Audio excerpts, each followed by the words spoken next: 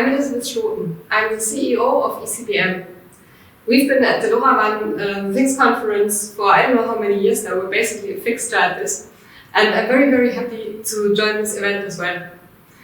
ECBM is a company who does IoT projects from strategy to implementation. And we work a lot with LoRaWAN. Our focus areas are generally either on the smart city and smart building side. And the other part of what we do is predictive maintenance. Today I have with me my colleague Peter, and we're going to talk about very interesting topics on smart buildings. But before we get into that, Peter, why don't you introduce yourself? Yeah, hi, my name is Peter Schmelzer. I'm working as a project engineer at ECBM since a few months. I'm solving special problems at special customers, for example, in the chemical industry, to find solutions with LoRaWAN. Thank you, Peter. So today we're looking at the value of buildings, which is quite interesting. There are many ways to build up the value of a building. You can create it in a more beautiful way, you can make it more long-lasting, whatever.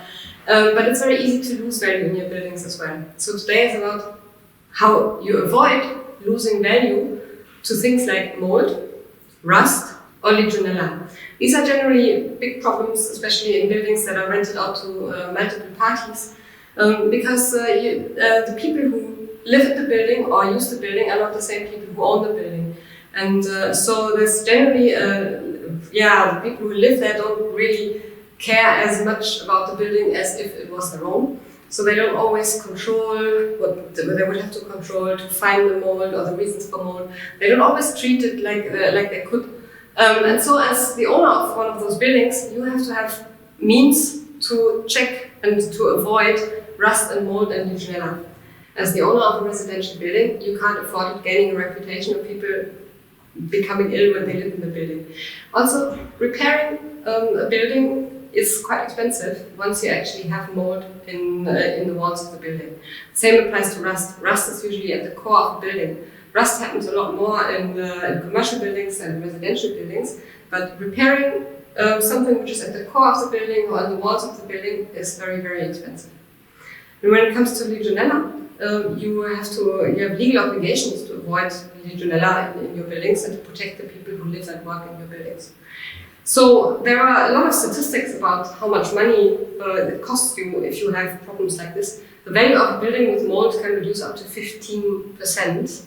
And in building, if you think about it, that's a lot of money. So today we're going to look at how the IoT, and especially LoRaWAN, can help you detect and avoid these sorts of things. So now I'm actually going to ask Peter, who's the expert on the topic, how can you actually avoid this?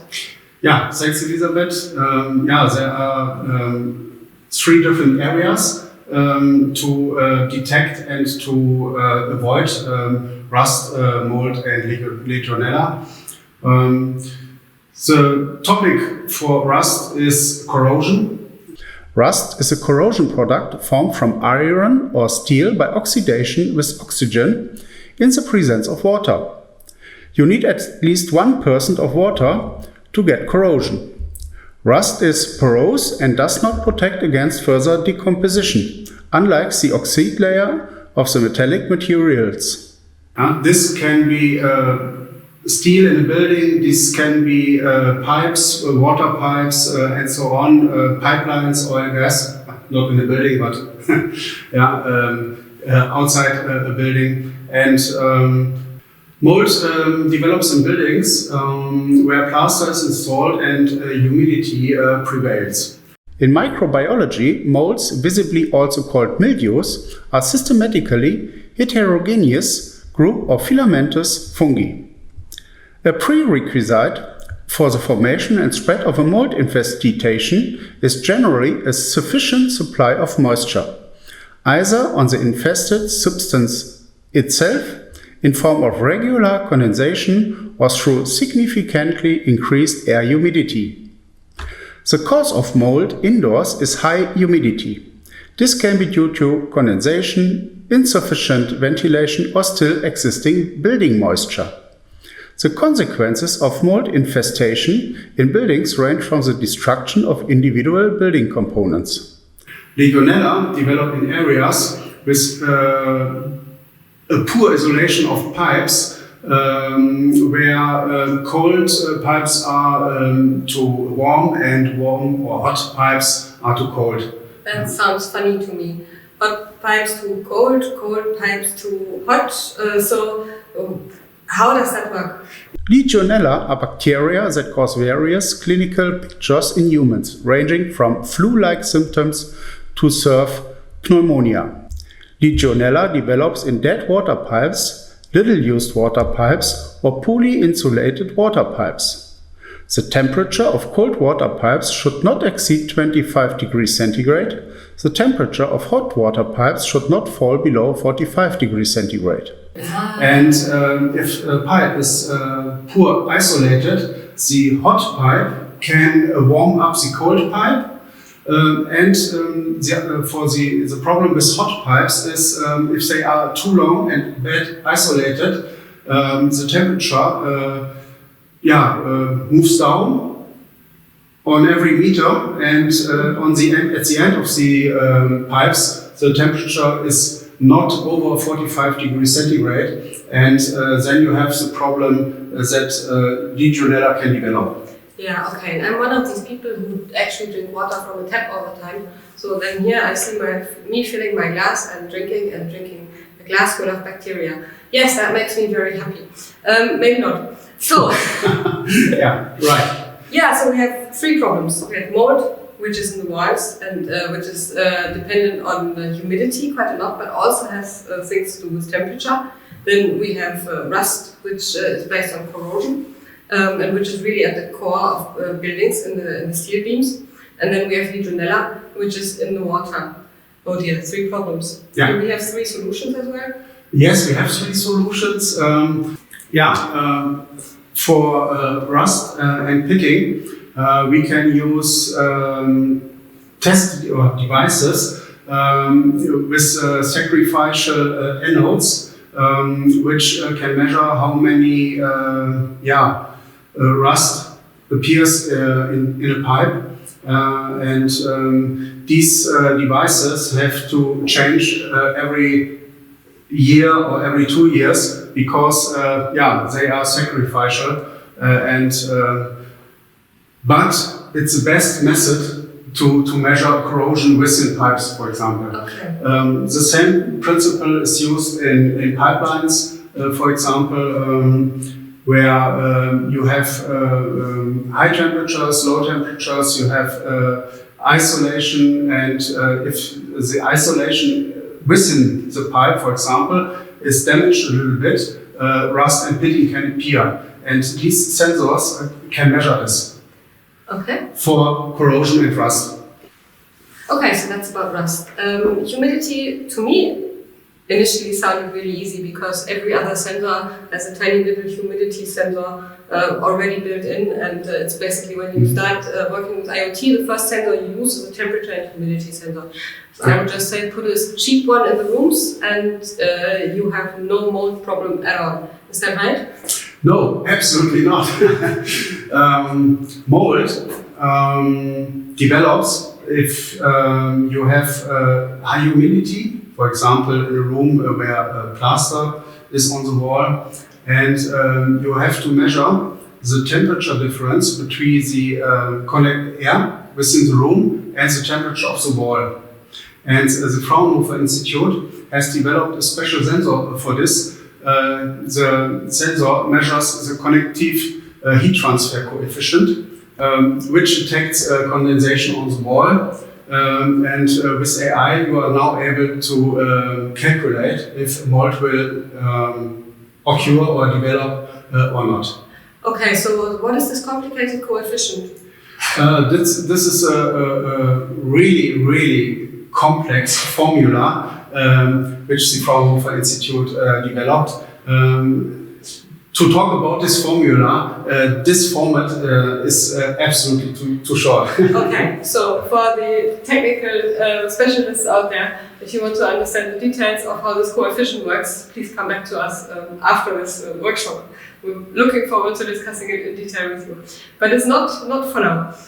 Okay, so we've got mold. we've got rust. Now we've got legionella.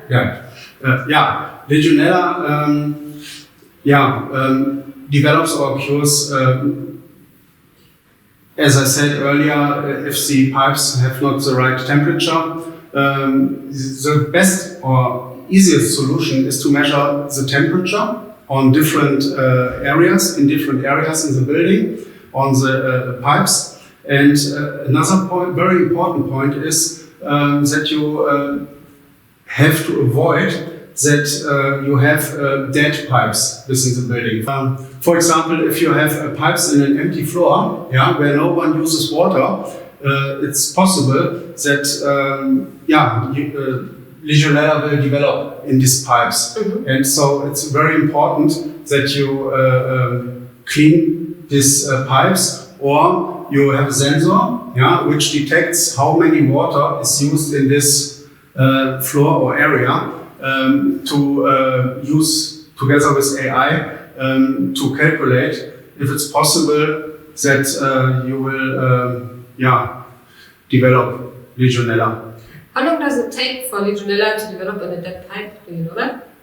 Yes, really fast, depending on the temperature. Very fast means a few weeks. Okay, so you have a few weeks with no tenant on the floor, and oops, here we go. You might have legionella spreading throughout the whole building. Yeah, okay. Right. So that makes sense, but at least measuring that sounds reasonably easy to me. Right. You need the temperature and the water flows through the pipes. Great. Okay, now we've talked about sensors that we can use, or sensor technology that we can use to detect the reasons for rust, or sometimes the rust itself, the reasons for mold, and also the reasons for legionella. Now, just measuring something is not good enough. That's why we're here in this LoRaWAN conference. So how can LoRaWAN actually help us to get the data from the sensor to something useful?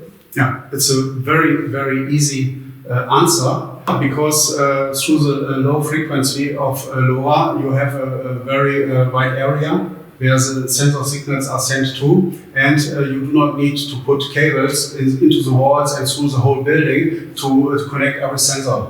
So LoRaWAN is a perfect solution for this. It's cheap, it's easy to install, and it's easy to maintain. Okay, great. So what is actually the end result? We have sensors that measure something, we have LoRaWAN that transmits data to somewhere, and then what do we get? You can create a dashboard, for example. You can, for example, use a ThingsBoard to create a dashboard or whatever application in the background to use measured data to visualize and to calculate if a rust, mold, or legionella will occur based on AI. Okay. So that means that with those components, as usual, you have, in this case, you have quite special sensors. They're not quite off the shelf, most of them at the moment, but they're still available. So the connectivity to LoRaWAN and the dashboard, what the end result is that you either get pre-configured alarms if something somewhere needs your attention, and you also get a dashboard which visualizes the history of the development in the different areas of your buildings. So the more buildings you have, the more complex your environment really is, the more important it is that you have a structured solution to control these problems that may occur in any kind of building. This is not the only interesting data that you can gather about buildings. There are many more sensors that make sense, i.e. for like if you have water damage, you can measure water droplets appearing somewhere. So there are many other things that you can do with LoRaWAN that actually then complete your smart building solution. The thing with these three areas is that they cause genuine damages to your building and potentially to the people living in your building. So this is not really a nice to have. This is a really important and financially useful use case to put into both residential buildings and commercial buildings. For commercial buildings, I mean, also the people who work there, if they breathe in mold every day, it's not good for their health. So we're very happy to help you look at these solutions in more detail. Feel free to contact us at any point in time about how to combat and not even develop rust, mold, and legionella in your buildings.